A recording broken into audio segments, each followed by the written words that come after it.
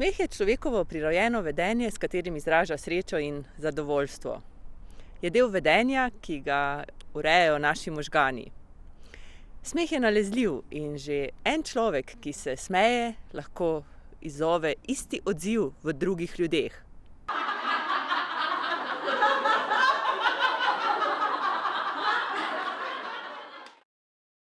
Kadarkoli smo žalostni, depresivni, zaskrbljeni, se ta odziv odraža tudi na našem telesu.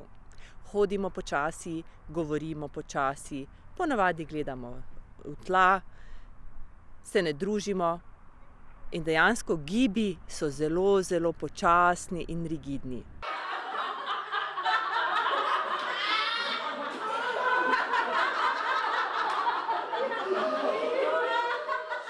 To, kar mislimo, se odraža na našem telesu in obratno. Kar pomeni, da kadarkoli nam ni do smeha in se tako tudi ne počutimo in se v smeh prisilimo, bodo sledile naše misli.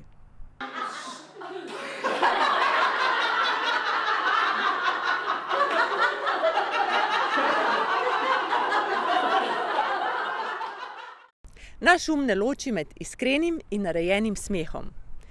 Blagodejne učinke na naše telo, počutje povzročata oba.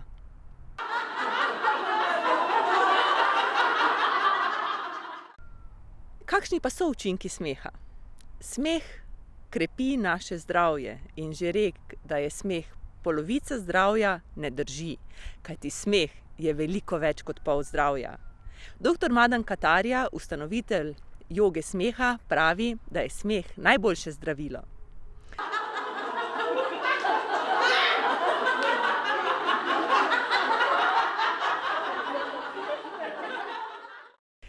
Učinki smeha na naše telo so tako vsestranski, da je smeh kot obvezno zdravilo potrebno jemati vsak dan.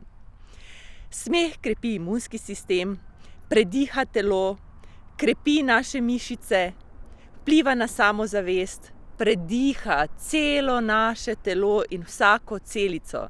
In predihana celica, celica napolnjena s kisikom, je tudi zdrava celica.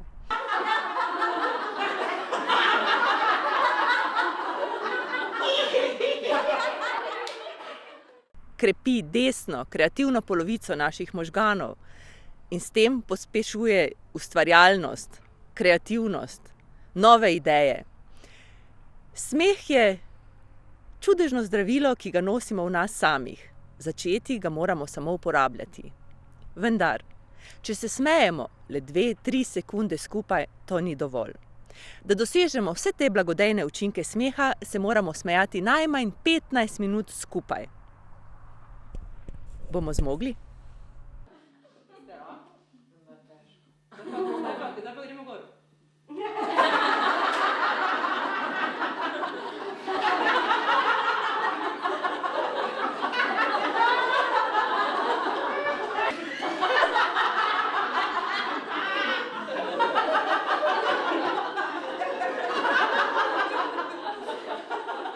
Strokovnjaki za nevrologijo so ugotovili, da se naši možgani, ko slišijo smeh, odzovejo tako, da pripravijo naše mišice na smejanje. Že leta 1862 je francoski nevrolog dr. Duchenne ugotovil, da smehljaj ustnic in oči, kar izgleda približno takole, spodbudi izločanje hormonov sreče iz naših možganov. Ste pripravljeni na Duchennov smehljaj?